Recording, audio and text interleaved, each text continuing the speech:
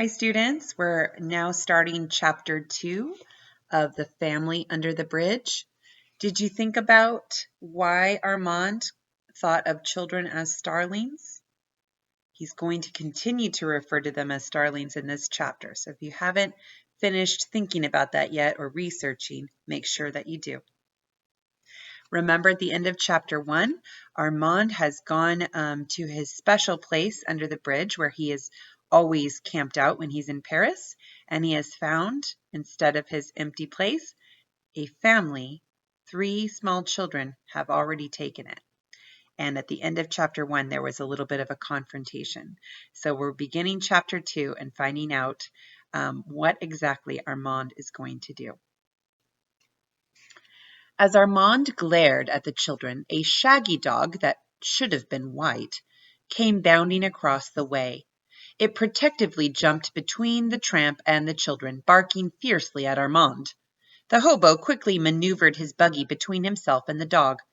"If that beast bites me," he cried, "I'll sue you for 10,000 francs." A franc is like a French dollar.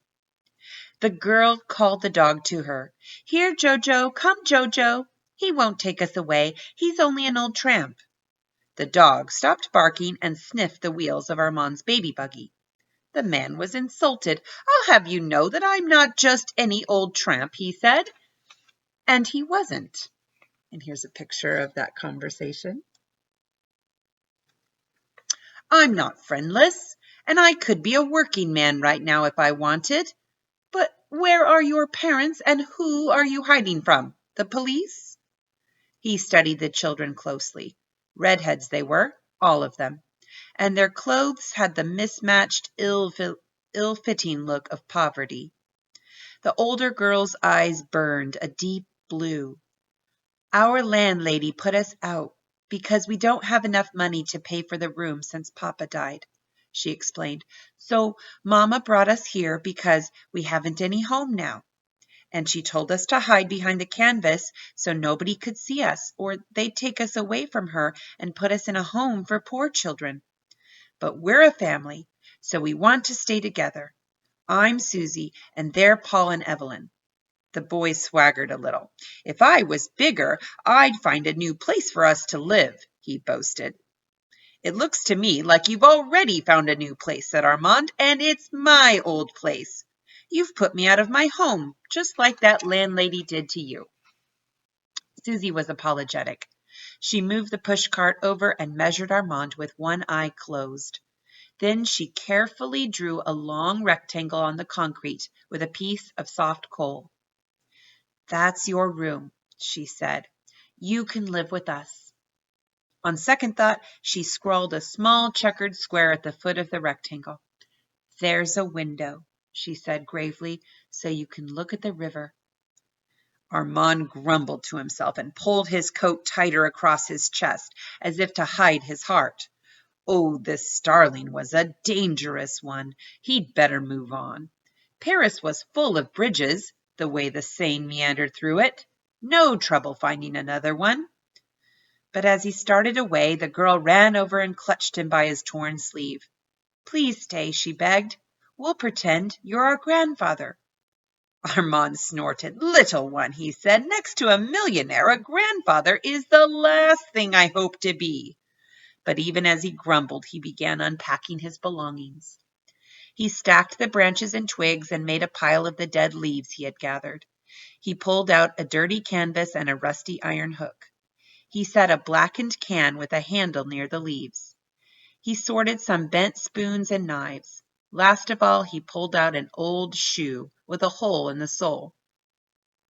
"Might come across its mate one of these days," he explained to the children, "and it fits me just right." The children wanted to help him. Oh, these starlings were clever. They knew how to get around an old man. Lucky he wasn't their grandfather. But he laid his canvas over the rectangle that Susie had made for him. He started a fire with the branches and dead leaves. Then he hung a big can over the fire. Into it he dropped scraps of food he had unwrapped from pieces of newspapers. "In the good old days of Paris," he told the children, "they used to ring bells in the marketplaces at the close of the day so that tramps would know they were welcome to come and gather up the leftovers. But no more. Nowadays, we have to look after ourselves. They watched him eating his food. Even the dog that should have been white watched each morsel that went into his mouth and drooled on the concrete. Armand wriggled uneasily.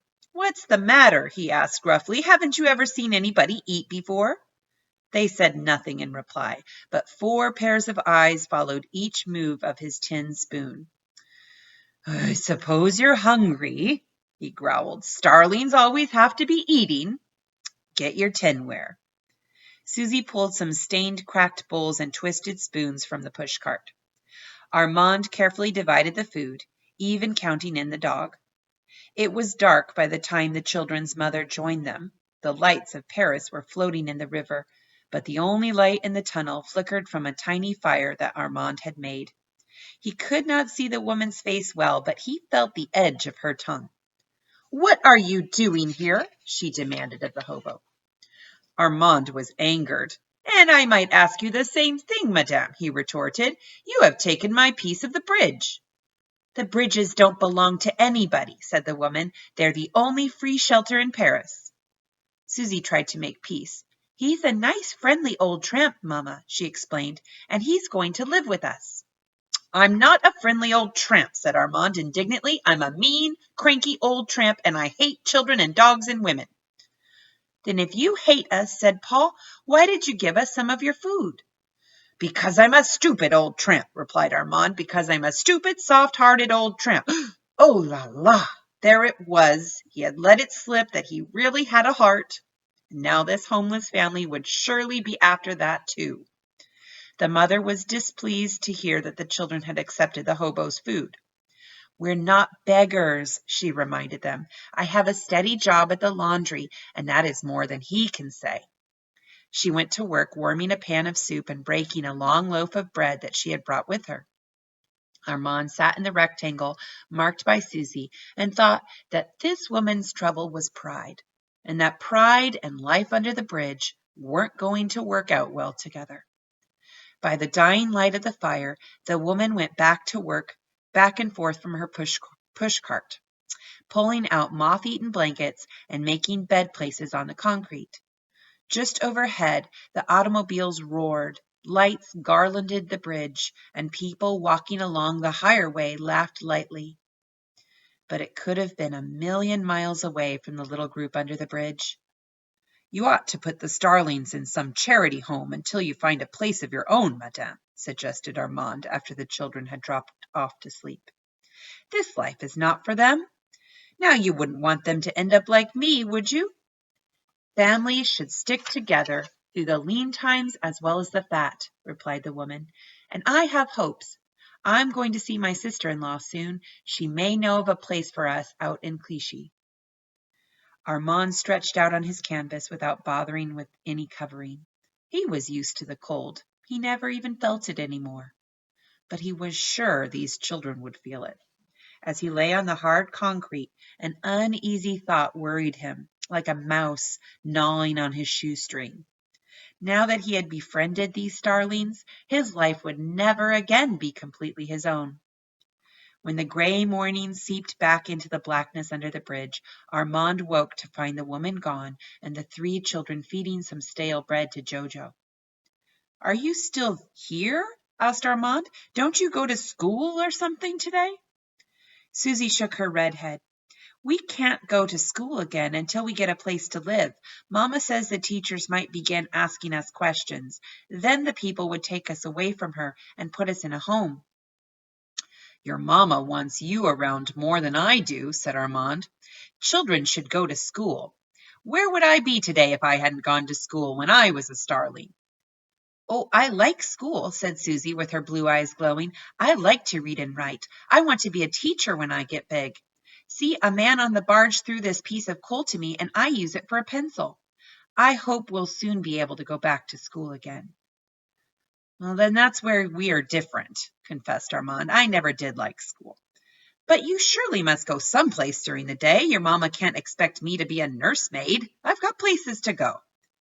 "Oh, may we go with you?" begged Susie. "Evelyn is a real good little walker. She won't get tired." No, cried Armand in alarm. You can't go with me, and that's the whole cheese of it. Please take us, old tramp, implored Paul. It's so cold hiding down here with nothing to do. That's not polite, Paul, warned Susie. Now he won't take us with him unless you apologize. But what can I call him? Asked Paul. I don't know his name. What is your name, monsieur? Asked Susie. Armand, replied the hobo. But your last name? Asked Paul. Ours is Calcette. Armand shrugged his shoulders. I've forgotten, he admitted. I think it used to be Poulet or Pouget, something like that. Just call me Armand. All right, Monsieur Armand, said Paul. I apologize for calling you an old tramp. Now will you take us with you? Of course he will, said Susie quickly. He really has a good heart, even if he looks so bad. And may Jojo go too? Armand clutched at the part of his coat covering his heart. These starlings were after it, all right. Oh, la, la, he exclaimed. And where would I be seen with 3 children and a dog, he demanded. What friend would want me dropping in with such company? Then a sly look crossed his weather-beaten face. Perhaps it wouldn't be a bad idea to take these appealing fledglings out on the street with him. No, indeed. He had a splendid idea. Of course, it wasn't just the thing of which that proud mother would approve. How would you like to go uptown and meet my friend, Father Christmas? He asked the children. They were so astonished that they couldn't speak for a few seconds. Susie's eyes grew bluer and bluer with wonder. Father Christmas? She finally exclaimed in a hushed voice. The Father Christmas who brings presents at Christmas time? Paul could hardly believe it. Do you know Father Christmas? He asked. Mama said he won't bring us anything this year because he won't be able to find us, said Evelyn. Then we're going right up to the Louvre department store, declared Armand, and tell him where you're living. And that's where chapter 2 ends. Something to think about for this chapter. I noticed that when Armand was disagreeing with the children's mother, he said, Armand sat in the rectangle marked by Susie and thought that this woman's trouble was pride, and that pride and life under the bridge weren't going to work out well together. Why does Armand think that the mother's pride is going to be a problem? And the other thing that stood out to me was the description of as the family was lying on the ground under the bridge and going to sleep. The automobiles roared overhead. Lights garlanded the bridge, and people walking above them laughed lightly. But it could have been a million miles away from the little group under the bridge. What do you think that means? Think about that, and I'll see you for chapter 3.